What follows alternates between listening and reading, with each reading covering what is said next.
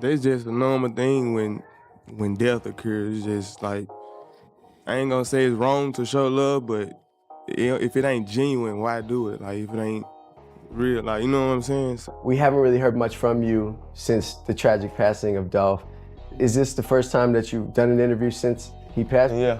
Yeah. Yeah. How are you holding up? I mean, obviously something that's... I'm content. I'm all right. When you say content, what does that mean? Like I'm maintaining. Like, I'm not getting better, I'm not getting worse, I'm just here right now. So Key Glock is done staying quiet, and now he's just dropped all them hidden details around Young Dolph's passing, the betrayal, and who really lined him up. Glock ain't holding back no more. Trust, this truth hits hard now. No one felt the sting of Young Dolph's demise deeper than Key Glock, cause the duo wasn't just business partners, they were blood cousins, tighter than most brothers ever get. It's been almost 4 years since Dolph's tragic passing, and Glock's still carrying that weight heavy. He's piecing it all together, revisiting the nights, the shady moves, and the snakes smiling in his cousin's face while plotting behind his back. Now every word Glock drops feels like a puzzle piece falling into place, exposing the fake love, the jealousy, and the real enemies Dolph had circling him in those final years. That's just a normal thing when death occurs. It's just like, I ain't gonna say it's wrong to show love, but if it ain't genuine, why do it? Like, if it ain't real, like, you know what I'm saying? So everybody know, like I know, like you know, then fuck with bro like that. You know what I'm saying? But here's the twist. Word is the truth is finally creeping into the light, and let's keep it real. Nothing in the streets is ever that simple. The whispers on the block are loud, saying Dolph's hit wasn't some random act of violence. It was cold, calculated, and orchestrated with precision. One of the suspects tied to Dolph's death, Justin Johnson, already got hit with a guilty verdict and sentenced to life. Cornelius Smith, he's still waiting on trial. But the biggest shock came when Hernandez Govan, the man alleged to have ordered the hit, walked free with an acquittal. That move got folks heated, asking heavy questions. How does the so-called mastermind beat the case while the triggermen face decades? People ain't buying the surface story no more, and the streets are convinced bigger players were pulling strings behind the scenes. And that's where Glock comes back into the picture. If anyone knows how the streets really work, it's him. His silence ain't just about grief. It might be holding secrets that nobody's dared to say out loud. We, the jury, found the defendant Hernandez Govan not guilty in count 1 of the indictment. We, the jury, found the defendant Hernandez Govan not guilty in count 2 of the indictment. Mr. Thompson, is this your verdict? No. Is this your verdict? Yes, sir. Is this your verdict? Yes, ma'am. Is this your verdict? Yes. Is this your verdict? Yes, Your Honor. Is this your verdict? Is this your verdict? Yes. Is this your verdict? Yes, Your Honor. And as a dude who's been deep in the streets, Glock knows exactly how this life goes. Whenever you see a hit like Dolph's, it's never just random violence. Nah, it's usually part of some political street chess game that most folks don't even know exists. Now, I ain't saying Glock had anything to do with Dolph's death, but let's be real, there are whispers. People asking heavy questions, and some of Glock's own homies from Paper Route might have been closer to the truth than they ever let on. Turns out Dolph might have been dining with the devil way longer than anyone realized, thinking he could outsmart it, thinking he could control it. But that was his fatal mistake. So rewind to the day Justin Johnson ran down on Young Dolph, September 17th, 2021. Dolph was just out grabbing cookies for his mom at Makita's homemade butter cookies. If you know Dolph, you know that was his routine, his safe spot in Memphis.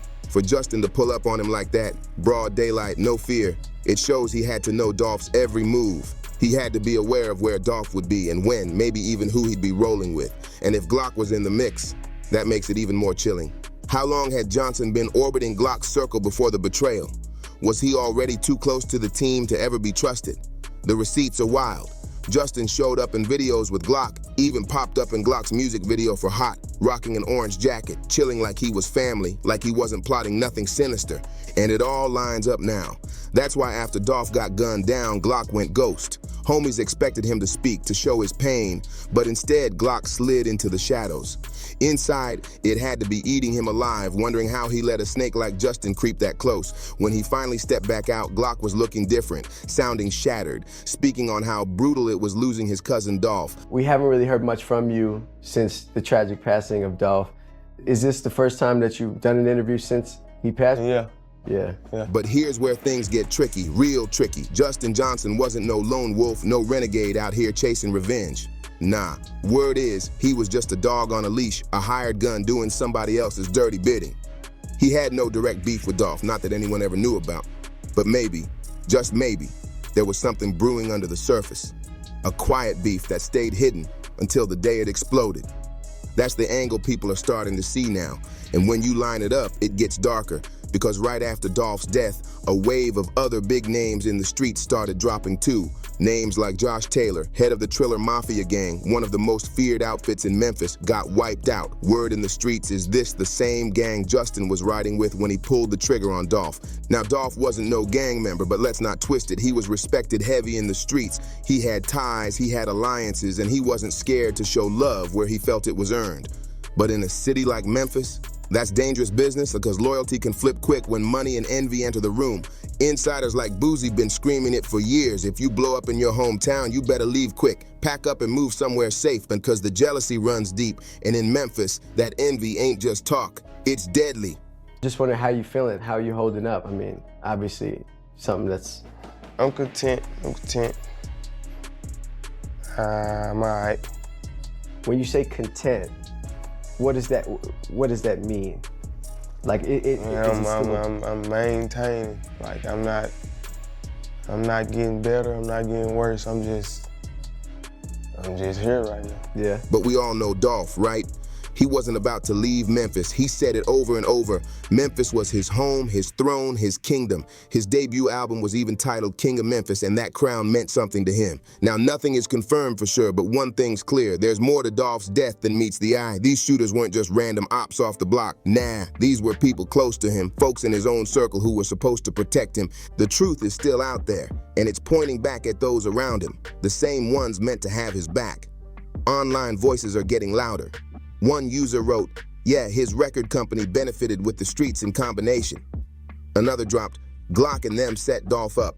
With all this messy history bubbling up, are we really believing Justin Johnson acted solo?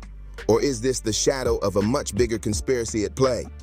And then comes the question, what about Key Glock? Does he know more than he's letting on? Or was he just tangled up in the web of street politics, blindsided like everyone else? You gotta be ready when you go back, bro. You go to your hometown, bro. You got the who was in class who ain't never like you. Glock's silence feels heavier than words, like he's carrying secrets he'll never speak on. The streets see him moving cautious, maybe even paranoid, and it leaves everybody wondering, what does he really know? Was he just caught up in the storm, or was he standing closer to the fire than anyone ever imagined? Dolph's death still echoes through Memphis, through hip-hop, through every fan who saw him as more than just a rapper. And until the full truth comes out, suspicions will keep pointing in every direction, even toward those who swore they had love for him. Drop your thoughts in the comments, hit that like button, and don't forget to subscribe, because this story ain't finished, not by a long shot.